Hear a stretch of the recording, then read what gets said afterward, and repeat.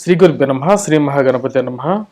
మనకు బుధుడి యొక్క సంచారం అనేది మొదలవుతున్నది. సో బుధుడి యొక్క వక్రత్వ ఫలం అన్నమాట. బుధుడు తన యొక్క ధనస్సు రాశిలో సంచారం చేస్తున్నాడు.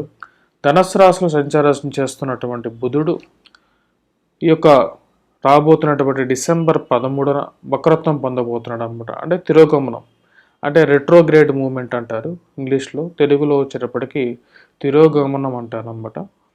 వక్రత్వం కూడా అని అంటారు. వక్రత్వం పొందినటువంటి బుధుడు వచ్చేటప్పటికి ఎప్పుడైనా సరే శాస్త్రంలో ఏ విధంగా చెప్పబడింది అంటే పూర్వరాశి యొక్క ఫలితాన్ని ఇస్తాడని చెప్పి శాస్త్రం చెప్పింది అన్నమాట. మనం చూసినట్లయితే చాలా గ్రహాలు వచ్చేటప్పటికి వక్రత్వం పొందవు. వాటిలో పొందేటువంటి గ్రహాలు వచ్చేటప్పటికి బుధుడు ఎప్పుడు చెలిస్తూ ఉంటాడనమాట. మనం చూసినట్లయితే 20 రోజులు తన యొక్క ఇంచుమించుగా తన యొక్క వక్రత్వం అనేది ఉంటూ ఉంటుంది. మరియు అలాగే తిరిగి పూర్వరాశిలోకి కూడా ప్రయాణం చేస్తూ ఉంటాడు. అలా ప్రయాణం చేసేటువంటి గ్రహాలు వచ్చేటప్పటికి చాలా తక్కువ, రేర్గా జరిగేటువంటిది అనమాట. అంటే బుధుడు వచ్చేటప్పటికి రెగ్యులర్గా పూర్వరాశిలోకి ప్రయాణం చేస్తుంటాడు. అలాగే కుజుడు వచ్చేటప్పటికి వక్రత్వం చెల్లించడం సంవత్సరానికి ఒక పర్యాయమే చెల్లిస్తూ ఉంటాడు అన్నమాట. అంటే వక్రత్వం పొందుతూ ఉంటాడు, మళ్ళీ తిరిగి పూర్వరాశిలోకి ప్రయాణం చేస్తూ ఉంటాడు అన్నమాట. ఇలా చేస్తూ ఉన్నటువంటి ఇప్పుడు ద్వాదశ రాశుల వారి మీద కూడా యొక్క ప్రభావం అనేది ఉంటుంది. మనం చూసినట్లయితే ఇక్కడ 3 గ్రహ మార్పులు అనేవి జరుగుతున్నాయి అన్నమాట. ఈ యొక్క డిసెంబర్ నెలలో వచ్చేటప్పటికి మనం చూసినట్లయితే రాహువు వచ్చేటప్పటికి మీనంలో, కేతు వచ్చేటప్పటికి కన్యలో, గురువు వచ్చేటప్పటికి మేషంలో, శని వచ్చేటప్పటికి మనకు కుంభంలో ఉన్నాడు. అలాగే బుధుడు మనకు ఎవరి గురించి అయితే మాట్లాడుతున్నామో ధనస్సులో సంచారం చేస్తున్నాడు. అలాగే కుజుడు రవి కూడా మార్పు చేర్పులు జరగబోతున్నాయి. కుజుడు రవి వచ్చేటప్పటికి వృశ్చికలో ఉన్నారన్నమాట. శుక్రుడు వచ్చేటప్పటికి స్వస్థానంలో తులలో సంచారం చేస్తున్నాడు. సమసప్తక దృష్టి గురించి నేను చెప్పాను ఆల్రెడీ. 7వ ఇంట్లో కరెక్ట్గా శుక్రుడి నుంచి 7, అలాగే గురువు నుంచి చూసినట్లయితే శుక్రుడు కూడా 7వ ఇంట్లో ఉన్నాడు. కేతువు వచ్చేటప్పటికి కన్యలో ఉన్నాడు అనమాట. ఇక్కడ మనం జరగబోతున్నటువంటి మార్పులు 13వ తారీఖు నుంచి మనం చూసినట్లయితే బుధుడు వక్రత్వం పొంది డిసెంబర్ 28వ తారీఖున తన యొక్క మార్పు అనేది జరగబోతున్నది. మార్పు జరిగి తను రాబోతున్నటువంటి స్థితి మనం చూసినట్లయితే తను వెనక్కి తిరిగి రాబోతున్నాడు. వచ్చే స్థితి వచ్చినప్పుడు వృశ్చికలోకి రాబోతున్నాడు అన్నమాట. అలాగే కుజుడు గురించి మనం చూసినట్లయితే కుజుడు కూడా డిసెంబర్ 28వ తారీఖున తిరిగి తను రాబోతున్నటువంటి స్థితి వచ్చేటప్పటికి డిసెంబర్ 28వ తారీఖు ధనస్సులోకి రాబోతున్నాడు. ఇక్కడ వక్రత్వం 28వ తారీఖు రాబోతున్నాడు. కుజుడు కూడా ఇక్కడ 28వ తారీఖు రాబోతున్నాడు. అలాగే రవి వచ్చేటప్పటికి డిసెంబర్ 16వ తారీఖున కూడా తను ధనస్సులోకి రాబోతున్నాడు అన్నమాట. ఇప్పుడు గ్రహస్థితి రీత్యా అసలు మనం చూసినట్లయితే గురువు అశ్విని నక్షత్రంలో సంచారం చేస్తూ ఉన్నాడు అన్నమాట. అలాగే రవి వచ్చేటప్పటికి జ్యేష్ఠ నక్షత్రంలో, రవి కుజులు ఇద్దరు వచ్చేటప్పటికి జ్యేష్ఠ నక్షత్రంలో సంచారం జరుగుతున్నది. బుధుడు వచ్చేటప్పటికి ఉత్తరాషాఢ నక్షత్రంలో సంచారం జరుగుతున్నది. అలాగే శుక్రుడు స్వాతి నక్షత్రంలో జరుగుతున్నది అన్నమాట. అలాగే రాహు కేతువులు వచ్చేటప్పటికి రాహువు చిత్తా నక్షత్రంలో, రేవతి నక్షత్రంలో, కేతువు వచ్చేటప్పటికి చిత్తా నక్షత్రంలో సంచారం జరుగుతుందన్నమాట. ఇప్పుడు ద్వాదశ రాశుల వారికి అసలు ఎటువంటి ఫలితం అనేది రాబోతున్నది అనేది ఎందుకు చెప్పబోతున్నాడు. ఎందుకంటే వక్రత్వంలో మన గురువు యొక్క వక్రత్వం గురించి మాట్లాడినప్పుడు గురువు తన యొక్క మార్చుకుంటున్నప్పుడు అంటే గురువు తిరిగి మళ్ళీ తన యొక్క పూర్వ రాశిలోకి అయితే ప్రయాణం చేయలేదు. నక్షత్ర మార్పే జరిగిందన్నమాట మన గురువు వక్రత్వ ఫలంలో చూసినట్లయితే. కానీ బుధుడు తన యొక్క ఎక్కడైతే సంచారం చేస్తున్నాడో, ఎవరిదైతే జన్మరాశి ఉన్నాడో ధనస్సు రాశి నుంచి వృశ్చిక రాశిలోకి రాబోతున్నాడు అన్నమాట. ఈ యొక్క వృశ్చిక రాశిలోకి వచ్చినటువంటి ఎవరైతే బుధుడు ఉన్నాడో తన యొక్క మార్పు అలా జరుగుతూ అంటే రెట్రోగ్రేడ్లోనే తిరోగమనంలో తిరుగుతూ మళ్ళీ పురోగమనంలోకి మారబోతున్నాడు జనవరి 2వ తారీఖు నుంచి. ఇప్పుడు ఎటువంటి ఫలితం అనేది రాబోతుంది ద్వాదశ రాశుల వారి మీద అనేది చూద్దాం. ముందుగా చెప్పాలంటే అసలు బుధుడు గురించి మనం చెప్పాలన్నమాట. బుధుడు ఎటువంటి గ్రహం అనేది చాలామందికి తెలిసి ఉండొచ్చు. ఎందుకంటే జ్యోతిష్య పరిజ్ఞానం ప్రకారంగా బుధుడు పచ్చటి కలర్ని ఎక్కువగా సూచిస్తూ ఉంటాడు అన్నమాట. పాడి పంటలకి, సువృష్టికి ముఖ్య కారకుడు అవుతాడు. ఎవరైతే ఈ యొక్క వెజిటబుల్స్ బిజినెస్ చేస్తుంటారో వారికి బాగా కలిసి రావడానికి కూడా వారి యొక్క జాతకంలో బుధుడి యొక్క స్థానం అనేది అనుకూలంగా ఉన్నప్పుడు ధనవృద్ధి అనేది కూడా పొందుతారు. అలాగే వారు ఈ యొక్క వెజిటబుల్ బిజినెసెస్లో కానీ లేకుండా ట్రాన్సాక్షన్స్లో కానీ వడ్డీ వ్యాపారంలో కానీ ఎక్కువగా వారు పనిచేస్తుంటారు. బ్యాంకింగ్ రిలేటెడ్ సెక్టర్స్లో పనిచేయడానికి కూడా మూల పురుషుడు అవుతాడు అన్నమాట.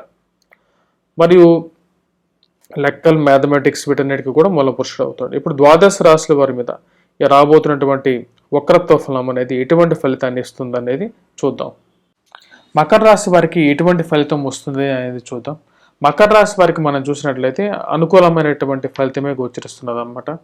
ఈ యొక్క మకర రాశి వారికి వచ్చేటప్పటికి మనం చూసినట్లయితే లాభాధిపతి స్థానంలో ఉన్నటువంటి బుధుడు ఇప్పుడు వచ్చేటప్పటికి వ్యయ స్థానంలో ఉన్నాడు.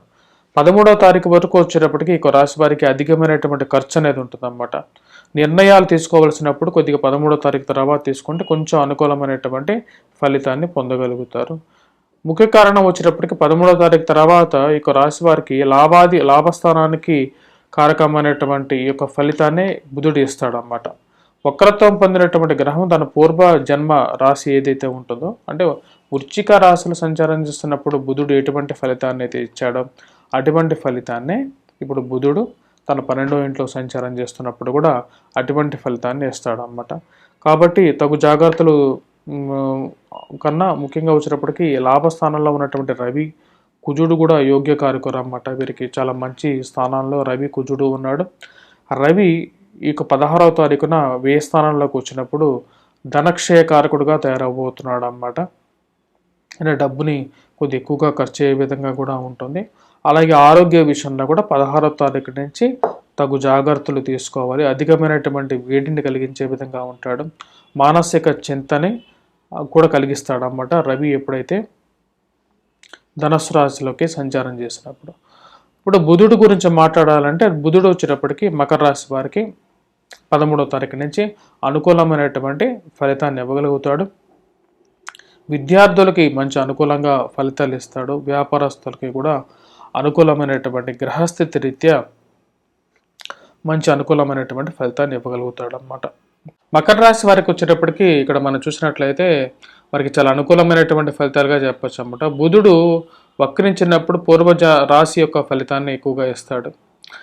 రాశి యొక్క ఫలితం అంటే వీరికి లాభస్థానంలో బుధుడు యొక్క ఫలితాన్ని ఇచ్చినప్పుడు మకర రాశి వారికి అనుకూలంగా కూడా ఉంటుందన్నమాట. అది కాక కుజుడు 28వ తారీఖు వరకు లాభస్థానంలో ఉన్నప్పుడు ఉద్యోగపరంగా, వ్యాపార పరంగా కూడా అనుకూలతను ఇవ్వగలుగుతాడు. రవి కూడా మంచి అనుకూలతను ఇవ్వగలుగుతాడు అన్నమాట. దగ్గర చెప్పాలంటే రవి 16వ తారీఖు వరకు లాభస్థానంలో ఉంటున్నాడు కాబట్టి ఉద్యోగపరంగా, వ్యాపార పరంగా, ప్రయాణ పరంగా కూడా అనుకూలతను ఇవ్వగలిగేటువంటి స్థానంలో ఉన్నాడు. స్వక్షేత్రంలో ఉన్నటువంటి కుజుడి యొక్క షడ్బలం అనేది చాలా అనుకూలంగా కూడా ఉంటుంది. వ్యయ స్థానంలో 13వ తారీఖు వరకు బుధుడు అధికమైనటువంటి ఖర్చునిచ్చినప్పటికీ తర్వాత చూసుకున్నట్లయితే వక్రత్వం పొందినప్పుడు అనుకూలమైనటువంటి ఫలితాన్ని ఇస్తాడు. ఉద్యోగ వ్యాపారస్తులకి మనం చూసినట్లయితే వ్యాపారస్తులకి అనుకూలంగానే ఉంటుంది అన్నమాట. ఉద్యోగస్తులకు కూడా అనుకూలంగా ఉంటుంది. అలాగే విధంగా విద్యార్థుల గురించి మనం ముఖ్యంగా చూడాలంటే విద్యార్థులకి మంచి స్థానంలోకి రాహువు రావటం అనేది జరిగింది. రేపు మే 1వ తారీఖు నుంచి గురువు కూడా మంచి స్థానంలోకి వెళ్తున్నాడు. మకర రాశి వారికి కొంచెం అనుకూలమైనటువంటి గ్రహస్థితి అనేది మారబోతుంది కాబట్టి అదిగాక ఇప్పుడు జరుగుతున్నటువంటి కుజుడు, రవి యొక్క స్థానం, అలాగే బుధుడి వక్రత్వ ఫలం కూడా వీరికి అనుకూలించే కాలంగానే ఉంటుందన్నమాట. రవి 16వ తారీఖును ఎప్పుడైతే వ్యయ స్థానంలోకి వస్తాడో ఈ యొక్క రాశి వారికి అప్పుడు శరీరంలో అధికమైనటువంటి వేడిని కలిగించడం అనేది కూడా జరుగుతుంది. డబ్బు కూడా కొద్ది ఎక్కువగా ఖర్చు అవుతుంటుంది కాబట్టి తగు జాగ్రత్తలు ఆ యొక్క విషయంలో తీసుకోవాల్సినటువంటి ముఖ్యమైన సూచన. అయితే మనం ఇప్పుడు బుధుడి వక్రత్వ ఫలం గురించి మనం మాట్లాడడం అన్నమాట. బుధుడు తన యొక్క వక్రత్వ ఫలంలో ఎప్పుడైనా సరే ముఖ్యంగా మనం చూసినట్లయితే తన యొక్క పూర్వ రాశి ఏదైతే ఉంటుందో దాని యొక్క ఫలితాన్ని ఎక్కువగా ఇస్తూ ఉంటాడు అన్నమాట. అంటే తన సంచారం చేస్తున్నటువంటి రాశి కాకుండా తన యొక్క ముందు సంచారం చేసినటువంటి రాశి యొక్క ఫలితాన్ని ఎక్కువగా చెప్పడం జరుగుతుంటుంది. దీన్ని చెప్పడానికి ముఖ్య కారణం వచ్చేటప్పటికీ గురువు యొక్క వక్రత్వ ఫలంకి బుధుడి యొక్క వక్రత్వ ఫలానికి డిఫరెన్స్ అనేది మీకు తెలియాలి అనే విషయం గురించి చెప్పాను. మరియు అలాగే ఇది ద్వాదశ రాశుల వారి మీద ఎటువంటి ఇంపాక్ట్ అనేది ఇస్తుంది అనేది కూడా చెప్పాలి అని చెప్పడం జరిగింది అన్నమాట. ఈ యొక్క బుధుడు గురించి కొన్ని రాశులకి బాగలేనప్పుడు బాగలేదు అనేదే చెప్తాను నేను. ఆ యొక్క రాశులు ఎందుకంటే కొన్ని విషయాలు బాగోలేకపోయినా సరే మిమ్మల్ని మెప్పించడం కోసం నేను బాగుంది అనేది చెప్పను. ఎందుకంటే కొద్దిగా జాగ్రత్తగా ఉంటారు అనేది. అంతా బాగున్నప్పుడు అందరూ బాగుండాలి. అందరూ బాగుండాలనే మా కోరిక కూడా. బాగలేనప్పుడు జాగ్రత్తగా ఉంటారనేది ముఖ్యమైన సూచన అన్నమాట. మనం చూసినట్లయితే బుధుడు గ్రహానికి ఎటువంటి రెమెడీస్ చేసుకోవచ్చు అనేది మనం క్లియర్గా చూసినట్లయితే బుధుడికి మనం వచ్చేటప్పటికి ముఖ్యంగా గ్రీన్ కలర్ డ్రెస్ అనేది కొద్దిగా అనుకూలంగా ఉంటుంది. అలాగే అమ్మవారిని పూజించడం, దుర్గాదేవిని ఎక్కువగా పూజిస్తూ ఉండాలన్నమాట బుధవారం పూట. అలాగే పచ్చటి పెసలను నానబెట్టి మనం చుట్టూ ఉన్నటువంటి ఆవులు ఏవైతే ఉంటాయో గోవులకి తినిపించడం ద్వారా కూడా బుధుడు కూడా జాతకరీత్యా ఎవరి జీవితంలో అయితే సరైన స్థానంలో లేడు, ఆ యొక్క దశాంతర్దశలు నడుస్తున్నప్పుడు ఆ యొక్క ఫలితం ఏదైతే వస్తుంటుందో ఆ టైంలో మీరు పచ్చ చేతికి ధరించడం ద్వారా కూడా కొంచెం అనుకూలంగా ఉంటుంది. అంతేగాని పచ్చ వేసుకుంటేనే కోటీశ్వర్లు కారు, అది కూడా మనం గుర్తుపెట్టుకోవాల్సినటువంటి ముఖ్యమైన సూచన అన్నమాట. జ్యోతిష్యంలో ఉన్నటువంటి విజ్ఞానాన్ని తీసుకోవాలి, అజ్ఞానాన్ని దూరం చేయాలి, మోసపూరితమైనటువంటి జీవితాన్ని వదలాలన్నమాట. అదే నా యొక్క ముఖ్యమైనటువంటి ఇది ఎయిమ్ అన్నమాట. స్వస్తి. Please do subscribe and share.